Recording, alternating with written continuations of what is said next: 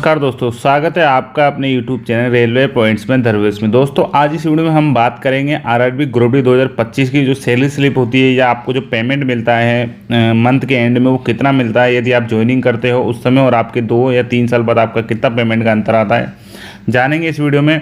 तो पूरी वीडियो देखिएगा, आपके लिए काफ़ी अच्छी वीडियो। आपको पता होना चाहिए यदि आप रेलवे की किसी भी एग्जाम की तैयारी कर रहे हैं लेवल 1 के लिए, तो आपकी जो सैलरी बनती है वो किस हिसाब से बनती है। मैं पॉइंट्समैन बी के पद पे कार्य कर रहा हूं, तो जो मेरी सैलरी बन रही है 2.5 साल बाद वो कितनी बन रही है मैं बता देता हूं आपको। सबसे पहले हम बात करते हैं कि आपको जो सैलरी स्लिप है या आपकी जो सैलरी मिलती है उसमें क्या क्या दिया होता है, किस तरह से आपको पेमेंट मिलता है। तो यहाँ पर आपका जो मैं बता रहा हूँ ये नवंबर 2025 की सैलरी स्लिप की बात कर रहा हूँ।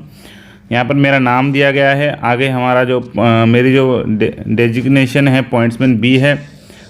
नेक्स्ट ईयर मेरा पॉइंट्समैन ए आ जाएगा। मुझे 2.5 ईयर हो गया वर्क करते हुए। मेरा जो डिपार्टमेंट आता है वो ऑपरेटिंग डिपार्टमेंट आता है। यदि आप TM4 हो तो आपका इंजीनियरिंग डिपार्टमेंट आएगा। यदि आप असिस्टेंट वर्कशॉप तो आपका मैकेनिकल डिपार्टमेंट आता है। हर पोस्ट के अलग अलग डिपार्टमेंट होते हैं। यदि आप हॉस्पिटल अटेंडेंस तो आपका मेडिकल डिपार्टमेंट आता है। तो वो आपका जो ऑपरेटिंग डिपार्टमेंट है मेरा, तो मेरा ऑपरेटिंग डिपार्टमेंट दिखा रहा है। अगला आपको सैलरी स्लिप में स्टेशन मिलेगा जहाँ आप कार्य कर रहे हो। आपकी बिल यूनिट बनती है जिसके द्वारा आपका जो पेमेंट आता है वो बिल यूनिट होता है, और यहाँ पर आपका आधार नंबर दिया होता है। नेक्स्ट हम बात करें तो जहाँ पर आपको डेट ऑफ बर्थ दी जाएगी। नेक्स्ट इसमें आता है डेट ऑफ ज्वाइनिंग। जो मेरी डेट ऑफ ज्वाइनिंग 18/5/2023 की है, और ये जो सैलरी स्लिप बना रहा हूँ नवंबर 2025 की बना रहा हूँ। तो लगभग 2.5 ईयर कंप्लीट हो गया है मुझे वर्क करते हुए। मेरा जो लेवल है अभी लेवल 1 ही है। जब मैं ज्वाइन किया था तब भी लेवल 1 था। बेसिक की बात करूँ तो 18,500 है, लेकिन मेरा जो बेसिक होना चाहिए था वो 19,000 होना चाहिए था। लेकिन मेरे एक चार्जशीट आ गई थी जिसके कारण मुझे बेसिक मेरा इंक्रीमेंट नहीं हुआ है। अब मेरा जो नेक्स्ट बेसिक लगेगा वो 1/1/2026 को लगेगा। यहाँ पर आपको मोबाइल नंबर देखने को मिल जाता है। नेक्स्ट हम बात करते हैं यहाँ पर आपका प्रान नंबर जब आप NPS अप्लाई कर देते हो, आप गवर्नमेंट जॉब कर रहे हो तो आपको NPS कट होता है या फिर UPS कट होता है। तो उस समय जब आपका NPS जनरेट हो जाता है, UPS अभी जो लेटेस्ट पेमेंट जो कट रहा है उसके अकॉर्डिंग यदि आपका UPS भी कटता है तो आपका एक प्रान नंबर बनता है। वो प्रान नंबर आपको लाइफ टाइम काम आता है आपके NPS के लिए। यहाँ पर आपको बैंक डिटेल दी होती है, IFSC code, account number, pan number. ये प्राइवेट डिटेल्स इसको दिखाना अलाउ नहीं है। नेक्स्ट हम बात करते हैं कि जो सैलरी बनेगी वो किसके अकॉर्डिंग आपकी सैलरी देखने को मिल जाती है। अभी मेरा बेसिक पे है वो 18,500 है, 18,500 रुपये। आगे हम बात करें यहाँ पर अब डियरनेस अनाउंस मिलता है, इसको बोलते हैं महंगाई भत्ता। जो मेरा महंगाई भत्ता है अभी लेटेस्ट अभी 58% है। जब मैंने ज्वाइन किया था तब मेरा महंगाई भत्ता लगभग 50% था, तो अभी 58% है। तो मेरा जो बेसिक है 18,500 है, उसके अकॉर्डिंग 10,730 रुपये डियरनेस अलाउंस देखने को मिलता है। ये सभी का सेम होता है रेलवे में।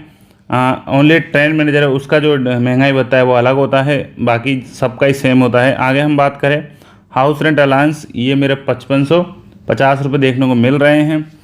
बात करते हैं जो हाउस रेंट अलाउंस है वो आपको 3 कैटेगरी में मिलता है, X, Y, Z। यदि आप X में हैं तो आपको 30% देखने को मिलता है, Y में हो तो आपको 20% और Z में तो आपको 10%। लेकिन डिपेंड करता है, किसी किसी सिटी में आपको ये आपको 24% देखने को मिलेगा, किसी में आपको 16% Y सिटी में, और किसी में 8% आपको Z सिटी में। लेकिन मैं चेन्नई डिवीजन में हूँ तो यहाँ पर अभी 30% के अकॉर्डिंग HRA देखने को मिल रहा है, तो इसलिए 5550 मिलता है। आगे हम बात करें ट्रांसपोर्टेड अलाउंस, ये 2133 रुपये आया है। ये भी आपकी सिटी टू सिटी वेरी करता है। उसके बाद नाइट ड्यूटी अलाउंस यहाँ पर दिया गया है। नाइट ड्यूटी अलाउंस में आपको मेरा जो नाइट ड्यूटी आया है वो 1364 रुपये आया है। ये एक कंपलसरी अमाउंट है, ये आपको करना ही पड़ेगा रेलवे में यदि ड्यूटी कर रहे हो। उसके बाद नेशनल हॉलीडे, मेरा 2 हॉलीडे इस मंथ आए थे तो 1960 रुपये उसका देखने को मिला है। तो इस तरह से टोटल पेमेंट आपको देखने को मिल जाता है यदि आप RRB लेवल 1 की तैयारी कर रहे हो रेलवे में या करने वाले हो। साथ में ये टोटल हो गया। अब मैं बात करता हूँ टोटल कटौतियों की, किस तरह से कटौतियाँ होती हैं। Railway employ insurance scheme D में 15 रुपये कट हुए हैं। न्यू पेंशन स्कीम टायर 1 में 2923 रुपये कट हुए हैं। सोशल सिक्योरिटी स्कीम में 100 रुपीज़ कट हुए हैं, और प्रोफेशनल टैक्स तमिलनाडु में 208 रुपये कट हुए हैं। ये जो 208 है ये आपके सिटी टू सिटी वेरी करते हैं, ये आप जिस हिसाब से सिटी में रहते हो उसके अकॉर्डिंग वेरी करते हैं। तो टोटल मेरी रिकवरीज ये हुई है। रिकवरीज की बात करूँ टोटल, तो अब कुल बात कर लेते हैं। मेरा जो पेमेंट आया वो कितने दिन का आया। मेरा जो पेमेंट बनाया वो 30 दिन का बनाया, 39,237 रुपये।